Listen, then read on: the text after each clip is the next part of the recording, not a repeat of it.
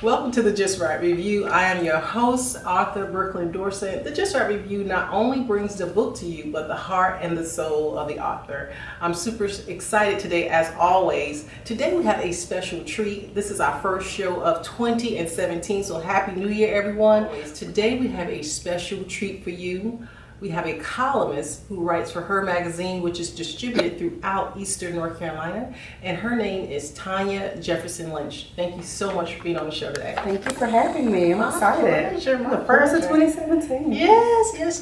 You are the first, and for so many reasons, and we're going to get into that today. But before I get off my topic, I want you to actually read Tonya's bio here, because this is going to knock your socks off, y'all, because look how beautiful she is. Tonya Jefferson Lynch is a wife and mother of 8 children, ages ranging 1 to 16. She is the co-owner of J Girl Style Solutions with her sister and Toots Smoking Coals with her husband, Demetrius.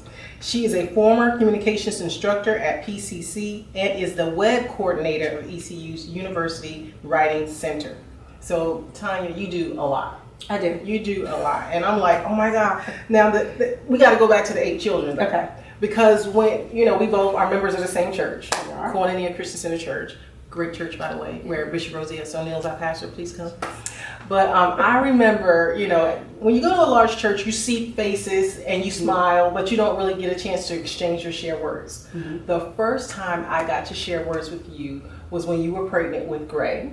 And you were in the parking lot. I don't know if you remember, but you made an impact on me. Really? Because I think you were like in your last trimester. And you were not, like me, when I have a baby, I told you, I have a baby. Like, I'm like 50 pounds overweight and everything. But you were like just as cute as a button and just floating. Like, you were in the perfect, like, motherly way. And you were excited about it. And I was like, and then you told me how many kids you had and that you wanted more even after this one. And you had another one. Yeah, that must have been Tyler. Gray. Yeah, okay. Yeah, you're good though. Who's the baby? Gray's the baby. Okay, so Gray will be 2. All right, so it was Tyler. Yeah. So, and I do remember this. You do remember? I do. Now that you put it with Tyler, I remember everything in my life according to the child. Okay. And you made me, this happened when I was pregnant with you. Okay. So I remember that, but carry on, sorry. No, you're fine, because I just thought, man, when I'm in my last trimester, I'm hurting. I'm in pain. I want to get this baby out. But you were just like the epitome of motherhood. And I just admired that about you so much. And I didn't know much about you, but just that light was just, it's beautiful to witness that you could have children, be pregnant, and want some more. I've always wanted a house full of kids, and God is good. He's faithful to the things He gives us inside. Mm-hmm. I have always wanted. I was 16 years old. Wow. Wearing little bitty outfits, out and about, going where I'm going. And I said, I want 6 or 7 kids. And here I am with 8. That's a blessing. I'm very blessed. And that's what I like most. We're going to get into the column, because that's what I like about your column. So I read it, and what I like most about it is that you live a life of harmony. I wouldn't say so much balance, because we've always tried that balancing act. And balance is a hard thing to find sometimes. But I say harmony because it seems like it all works together, because you have a blended family. We do. But then you also have work outside of home, and you have church, but it all works together. Yeah, harmony, I really like that. That's the term that I had thought of, so I'm officially stealing that. That's now my word. I'll give you credit, I promise. Well, no, I stole that for somebody else, and I don't even remember who it was, but anyway. I love it. I love it. Yeah. But like I said, harmony is a great way of putting it. I think, like you said, we're always searching for balance, like balancing the scales, and it can be good. And that, for me, when I see I'm a very visual thinker, if that makes sense, it seems like if we put one rock on one side, we're always trying to find another rock to put on the other side. Yeah.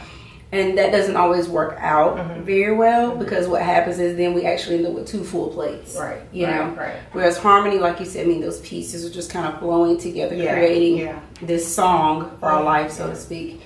Yeah. For me, the key to that harmony is, like I said before, I've always wanted a lot of kids. I always wanted to be a wife. I've always wanted to be a mother. So I think that's a part of me following what God gave me to do. Right. And so I have to have that trust that if he gave that to me to do, then he will equip me to do those things. And then with working outside the home, I have a lot of support. Okay. I have a lot of support. I have a phenomenal husband. My mother, none of this happens. She's truly the oil in the machine, as far as the physical entity. Yeah.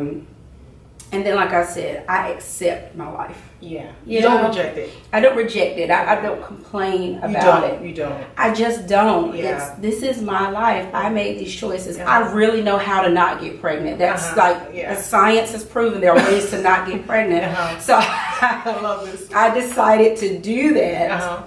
Also, if I did want 3, 5 of my children are biological, 3 are stepchildren. If I didn't want stepchildren, there was an easy way not to do that. So I accepted those roles and responsibilities. So I don't give a lot of room to let, I guess the opposite of harmony is like cacophony. Like it's disjointed. I just don't allow that. When I see an issue, we deal with it, but it won't come from me. Yeah. It won't come from me. Oh, I can't believe it. And I love what you said, that your mom is the oil and you have a lot of support, which is so important, because as the role of mom, as the role of wife, I know the man is the head of the household. I'm not taking that away, but we really do set the tone for our household, because we are the COOs of that household. Right. The chief operating officers. And so how we manage things, how we make sure that the children are getting to all their events and doctor's appointments, and how the laundry is getting organized, and the grocery shopping and the bill pay. We are organizing all that. And if we are doing it in such a way that we're griping and complaining, then that oil is going to run down. Absolutely. And then everybody's going to be a little bit, corrupted from it. So you keep that running really, really well, and it comes across, and so it was just you're welcome. Pleasure to meet you. And before we get into the columns, I have to show you. She made the cover, but I wanted to show you all how beautiful she is, and we're going to talk about this J Girl Style Solutions, because I need a little bit of style and solutions. But I was reading at the end of each cover, what they do is they do like a Q&A, so to speak, I guess, so you can get to know who the person is on the cover. And I was reading that, I was going, man, we sure do have a lot in common. And I kind of circled everything until we got to one of them. I was like, no, we do not have that in common. But I want to talk about some of the things that you do. We know that we talked about mom. You graduated from ECU, so Pirate Nation. And we are so grateful for you doing that. Ariel, my daughter's also a pirate, so congratulations on that. But I want to ask a question about style, fashion, motto. You said shape is key. What does that mean? Unfortunately, we live in a time where people focus a lot on size. Although we are getting away from that. Right. We want everyone to be in this cookie cutter. Everyone should be this size. And, you have ladies who are naturally very thin. Naturally thick, naturally curvy, top heavy, whatever. What you want to create and what you wear is create a shape for yourself, meaning accentuate what you have that works, that's good, and then we know everyone has an area they just don't like. Right. Sometimes it is truly what we call a problem area. Right. Like for me, I'm getting Tonya's giving birth to 5 kids, stomach, and so for me, style tip is a good bra for that. Okay. You can lift the girls up. It makes the waistline appear longer. Okay. And then I also use Spanx. Shout out to Sierra Blakely who created this. I use a Target. It's by the same company. I use a Target brand of it. And what that does, that gives me more of an illusion of a more hourglass type shape for me. Okay. And that's the key. It's about creating the shape you want to see in the mirror versus the size you want to see. Oh. If you're not, I don't care how too small a pair of pants you buy. If you are a 12 and you go buy a 6, they're not going to fit. And it's going to throw the shape. In fact, you look bigger by wearing things that are too small. On the flip side, guys tend to do this more so than women, but they'll wear something too big, trying to appear big. that doesn't work. Actually makes you look small. I say they look like a coat rack to me. Okay. When you see a slim guy wearing something large. So Right. shape is what you want to create. Okay. And is that what J Girl Style Solutions focus on? J Girl Style Solutions began in that vein because it's really a creative, it's a hodgepodge of creativity, and I'm getting away from some aspects of it. It began with, I do a lot of home decor. In fact, I actually did decor for businesses as well. And so it began there. And naturally, those things tend to go together. My sister, love you, out in Tampa, she is a style maven. She's absolutely the probably most style. In fact, I think I say there, but she's my style icon. You do, yeah. That is the truth. She's 8.5 years my senior. Wow. And she can take those curtains literally off the wall there. Yeah. And you'd be like, now, girl, where'd you get that? She's like, off the wall. You're like, wait. She's so legit. So, and then we talk about style being a reflection of who you are. I say, if you've ever met someone and say, I love her style. I like the way she did it. I like her style. That's not what she's wearing all the time. What he's wearing. We like how they carried something out, how they handled something. Okay. And so we talk about that a lot. What is your style of managing your life? What is your style of handling difficult situations? We typically have a style or a personality. Our personality is injected to everything that we do. That is good. And so when we do speaking engagements, that is a lot of times what we're talking about. About injecting your personality into what you're doing, be it what you wear, your home, what you say, how you carry yourself, but in the most positive way. And keeping it a reflection of you. Yes, absolutely. Keeping it a reflection of you. I can't do what you do. You can't do what I do. God gave us these different gifts and talents. There is no mold. Right. So I don't believe in breaking the mold. Right. There was not one. He created and moved on to the next That's thing. good. So. Wow.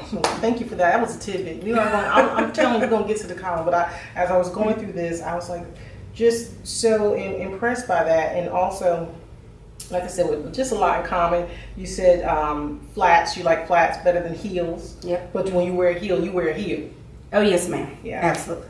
Not fully dressed without your wedding bands. I hardly ever take mine off either. So, Yeah. It's like all day I'm rubbing my hands.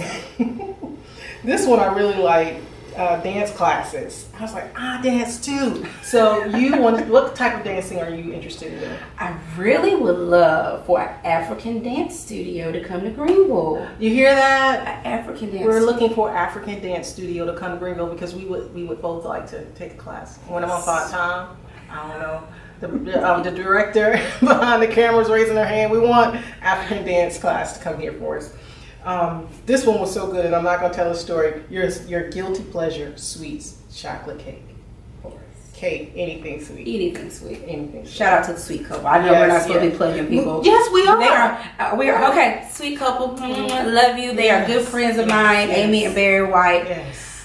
Every time I make up excuses to order cakes. I just recently made up one. Yeah. We'll talk about it later. That's all right. That's important though. That's important. Man, with that smile, I don't know where I read it or saw it somewhere. I might have been in one of her magazines, but you were saying that you just love your husband. And I do. And we all should be loving our husbands. But it comes out. How do you keep that marriage fresh and alive? Okay. Well, I have to admit, I would probably be the C Farley on stage. What? He gets a lot of flack for having been married 3 times. I've only been married twice. Okay. This is my second marriage. Okay. And we've been married 4 years. Whirlwind romance. We dated for 8 months and got married. I think at 32, 3, you know what you want and whatever. Would I advise it? Probably not. Comes with some things. But for me, my husband is truly what I needed. I don't think anything that I'm doing would be happening without his support. And he's just the type of person that I've been trying to find the right words to describe his personality. Sometimes you hear accommodating and people hear that as a negative. But I look at our pastor as an example to her marriage and to her life. My life is, in many ways, it is non-traditional. Yeah. My life is non-traditional. It takes a special man to handle that and still be the head. Yeah. Most people meet my husband, he's so laid back. How does he handle you? Yeah. But see, that's the thing. He can. Yeah. And so it's such a gift. Yeah. And I saw that in him, and he saw my craziness, and he can handle it. I'm like, yay, you know. And for me, I go by Stevie Wonder says in one of his songs, she uses her love to. She doesn't use her love to make him weak. She uses her love to make him strong. I believe in that. That's good. I believe in being his supporter. Yeah. I'm his homegirl. Yeah. We laugh about crazy stuff. Yeah. Yeah. I'm his girlfriend. Yeah. I'm his boo. I'm bae. I'm all that. Right. You know, I'm a mom. Yeah. I'm a mom, the mother to his children. Right. But I really, my favorite role is being his girlfriend. Okay. You know. I love that you said that. And I'm gonna be brief. I ain't going to be brief with this story because my husband and I will be celebrating 25 years. He said, I'm gonna be like you so much. Thank you. And I like what you said, non-traditional, because I've always been doing a whole lot. So it takes a very special man to accommodate that and support that and not be intimidated and always being supportive. But what keeps the marriage fresh and alive is being his girlfriend. Be his girlfriend. Because what made the relationship exciting before you got married was the dating. Right. Whether you were just, having an ice cream cone, or you were at the movies or out to dinner or for a walk or picnic, whatever it was, but it was that dating. So I still date my husband. I just do it in non-traditional ways. Right. Spending that time together and not forgetting that you are his girlfriend as well as his wife. Send him that text message, that love tap, I like to call it, throughout the day. One of my things is I say to, and I've always believed in this, just a personal story very quickly. My parents divorced when I was 21. Yeah. And that was very devastating for me. And there was a lot that went into that. And one of the things my mom said she learned from it was to say thank you even when you're like, you should be doing it. She said, because it's different with a man. Yes, good. My mom told me that. She said, say thank you. And she said, never withhold from your husband. And we read between those lines. Yeah. Never. And she said, because here's the deal. Because women say, that's not right. What if I'm tired? She said, a respectful mate will notice that you're tired or it's something going on. And what they'll do is try to create a space for you to relax and be comfortable. And if they get anything out of it, great. But if they don't, you're my wife. Tomorrow's coming. We good. You know what I mean? Yeah. She said, so first, that's what dating is for too, to find out what your trust and, whatever. So for me, the love taps is, I used to say, make love all day. Yeah. Don't wait till 8 o'clock and just put the kids in bed. What we gonna do? The foreplay is all day. Yeah. Through those love taps. All day. How you doing? How's your day? Exactly. If you come home and the food is cooked and the dishes is washed, that's foreplay. There you go. Is it not? There you go. And my husband owns a cooking company too, Smoking Cold, so he will cook without hesitation, and I love that. Yeah, and to speak on that, I had somebody. Was it your husband that cooked that time when you were doing the fundraiser? Yes, and it was good. So y'all, hook up with Facebook, Twitter, Instagram, right? Yes, you will find out. Going crazy, but very soon. Spring, he really ramps it up. Oh, so I got to get me some. All right. So what we are going to do now is we're going to get to these juicy columns because I love them. And before we start talking specifically about them, these are not any short columns. I mean, this is a column. Okay, this is a serious column. So it takes time to write it. And for our aspiring authors out there, could you share how you put your columns together? What's your writing plan? Or as far as my writing routine is concerned and how we go about writing these lengthy articles, I have to say, I don't know. Please listen to Brooklyn. She gives great advice. I am typically what I call a cold writer. I just dump everything. And these usually come from something, some conversation I've had probably that hour that I sat down write it, or something that's happened in those days.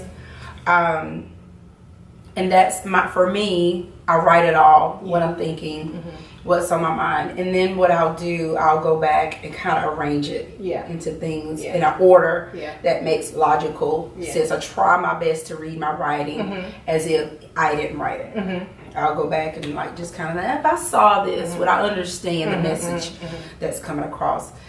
So, I'm not a big outliner. Yeah. I don't have my investigative, which it's not investigative writing anyway, but I don't do those types of questions. I tend to just think about what is going on in my life. That's just truly how most of those things come about. I have so much happening in my life that I'll hear something.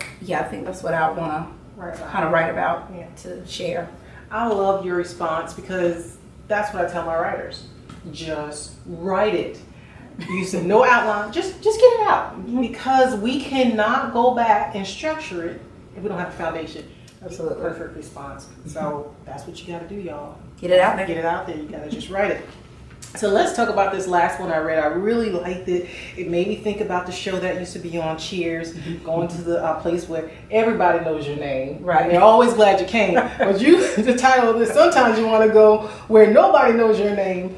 And as a mom, we hear our name called, or mom called, was it a minimum of 2,800 times per day? Every single day. Every single day. Every single day. I was like, she ain't lying. She ain't lying. How many times does my little one go, Mom, guess what? Everything starts with Mom, guess what? It's never tell you. Right. Guess what? Right. I can never guess. And do you do this? Because my kids do that too. This is what I do. Just tell me.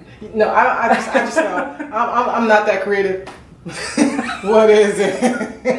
What is it, Emmanuel? That is so funny. Oh my goodness. But I just love it because in the end of it, you go through all, and it can be, come on now, we ain't robots. It can be a little bit annoying sometimes. Yeah. But when you think about it, at the end of the day, you say, I believe I enjoy the sounds of silence because I know the sounds of love, joy, and responsibility is patiently waiting on me.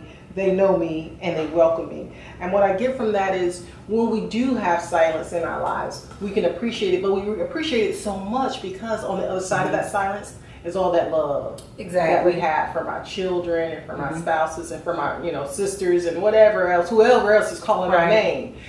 So you have that kind of that harmony working all in there together. So I love that. And you said because when the silence comes as moms, we don't know what to do with it. Right. What am I supposed to do? Everybody's gone. No one's calling my name. Exactly. Wait. Yeah. I asked for this. Now what do I do? I don't understand. We don't function well with it. No, not for long. Not for long. Not for very long. We need brief moments of silence to regroup, gather our thoughts so that we can be better moms. The last one I want to highlight because I think this was so you. It was so you when I read it, The Princess and the Pea. And it was talking about how we have all these comforts of life, but we take this little pea and complain about it. And our pea could be, oh, here he is calling my name again. Oh, she wants some milk. Oh, she needs $5, And so those are the peas, but the comfort of life is this. And I just want to highlight when we start thinking about all that's going on in our life, really everything that's being asked of us and our families, it's just the signs of life that we have, and we're so appreciative to have them. And you wrote, Tyler woke up this morning. Tyler woke me up this morning. Tyler signed me to me that he wanted milk. He smiled at me. He played with me, hugged me. Macy ran out the door to the bus. Gray, with her 18-month-old self, decided to climb the stairs repeatedly this morning. And Jonathan dragged himself to the bus and said a sluggish, bye, Mom. All of these things that we experience are signs of life, which we are so grateful for. And they're privileges for us. They are. And I just wanted to have you comment a little bit on the privileges that you can do. Well, I love that you call it a privilege because it is. It is not a... Like we have rights and privileges. That's in conversation a lot. I feel honored to be chosen, because of my belief system. I feel honored to be chosen to be a parent. That God, we procreate. And God chose me to allow me to do that for whatever reason. And in this particular role as a mother, because any role we take on as a spiritual mother, adoptive mother, stepmother, I believe they're beautiful and wonderful. But for me, He's given me, my biological children and stepchildren. I feel I take it very seriously, and I'm amazed by it. I am amazed by them, to see them grow. My children are a testimony to me growing up and pursuing my dreams and being a teacher, they just reflect so much back to me in the vein of being a mom. It's a privilege to be a wife. It is.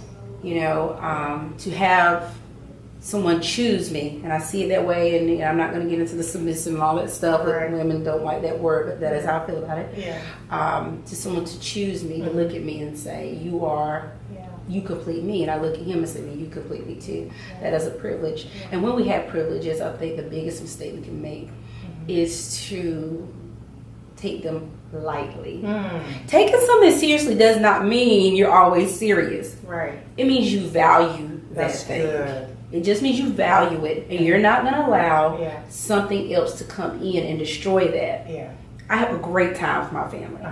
I take that the moments where we are clowning up something. I take those moments seriously, because I know that one of them can walk out the door and never come back again.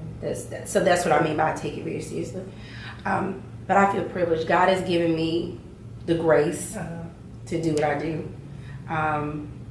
And because I know that He is the author of my life. Yes. You know, He took the time to stroke my life out. Then I want to make sure that what I'm walking out on a daily basis, I'm showing Him that gratitude for what He's given me. So I just hold these things very near and dear to me. I love the signs of life. I'm tired. I'm human. I go through my emotions. I'm moody. I'm a woman, so you know what that means. You know. We do. Yeah. And so things happen or whatever, and I roll my eyes and stomp my feet every now and then. Yes. But that's not where I stay. That's right. That's not the pocket I'm in. That's good. That's just a side street that I go venture to, and I don't live here. Get back. Where I live is in my joy Amen. of being a wife, a mother, being God's creation. He's given me things to do. That's where I live. That's where I live is in my joy of being home and a wife and a mother. I love it. And the reason why, I know we talked a lot about motherhood and probably less about writing. You're probably saying, why is this the first show of 2017? Because you may have goals and dreams and you think like, oh my God, I just can't do it. Well, here's a perfect example. Mother of 8, she's a wife, full-time job. She's active in her church, and still she's fulfilling her dreams and fulfilling her goals. So really we have no excuses. And if God has given it to you, He's giving you the support system. You just got to open your eyes and look around. Spend some quiet time with Him. Oh yeah. And He will reveal it to you. And before we close, I wanted to ask you, because we were talking before we started filming, because you have a full day today, we're talking about the Black Light Project. Yes. And I wanted you to just share a little bit about that and what's going on.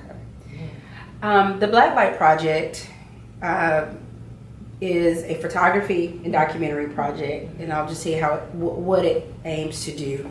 It is less a monument to the times that we're in, or more a movement. I want to challenge the narratives that we're currently seeing in media about black males. Okay. That is where it starts, is with the black males anyway, because they're the ones we're literally seeing. You can't see. One of my friends says this. Mr. Garrett Taylor says this. He does a short cameo in the documentary. You can't see a dog get shot on TV, but you can see a black male get shot on TV. Wow. There would be outcry if someone did that. And why is that? And that I want to take a look at why, and then create the platform where we see it's necessary that we challenge this. I have 5 sons. Yes. Not to mention my husband, my father, my brother, and on and on and on. And the Black Light Project is an ironic project in that we have to create a counter narrative to what we see. You and I know every day that black males are doing it. Yeah. We have supportive husbands. We do. We're in a church where we see strong black men who are just going out there working in school, graduating, starting business. They're doing great things, but the world needs to see. Yeah. Because if you take a minute and look back, what do we see from black males? They're loud, they're fighting, world star. Good Lord. We need to show. We need that counter narrative. And I don't want to get on my soapbox, but I'm just so grateful that we had an African American president, and that our children got an opportunity to witness that. And my husband is a black man originally from Haiti, but the first time he was able to vote when his first election when he became a citizen was for President Obama, and it was monumental because my daughter had just turned 18, so they voted together Oh, that for is the so first cool. African American president. And our country has a lot more steps to take. Yep. We have a lot more steps to take, and we have to continue. So you're taking another step for our country. So I appreciate what you're doing. Thank you. And support what you're doing, and know that our children need to see that. And even though my son, the little one, he's 8, and he doesn't know a lot about politics, but every time he could look at the television and see President Obama, he would go, "That's my lawyer." He wouldn't even say, "That's my president." He felt like that was his advocate, his personal advocate. And so we need those examples. So I appreciate what you're doing. So it's 15 stories. Okay. It's 15 stories, very brief, interwoven into the documentary. Just for, a plug for it. It will be on display. The photography will be on display, shot by Bryce Chapman and Randy Curtis of Artisan Photography. Bryce Chapman is of Bryce Chapman Photography. They are phenomenal photographers from right here in this area. It will be on display from January 30th through February the 28th at Pitt Community College in the Craig Goes building, so that is open to the public. There is an art reception on February the 2nd. Now, the actual documentary will not be shown to the public until February the 16th, but you can find out more information at our website at theblacklightproject.com. If you need any information, you can email me at info@theblacklightproject.com, and you can find us on Facebook, Instagram. We are Black Light Project. But yeah, Tonya Lynch, I am the creator of it, and it is an exciting time. And another show February the 17th. But nonetheless, this is a community project. All of these guys are from right here in this area that are telling stories of their greatness. And so I encourage the public to be a part of it. Follow us, share your guy who's great, whatever. But we hope that we can generate this conversation for years to come. And we want to change this narrative. And we will do it step by step. And all the information that you share, we will put in our description box. So if you're looking for that information, if you didn't catch it, we'll definitely make sure that you get it in the description box. So I want to thank you. So this has been so much fun. It has been. I have had a blast. Thank Really? you so much for being on the Just Right Review. Thank you for watching. We ask that you please subscribe to our channel, share it with your friends, and just know that you can do all things through Christ who strengthens you. Thank you for watching.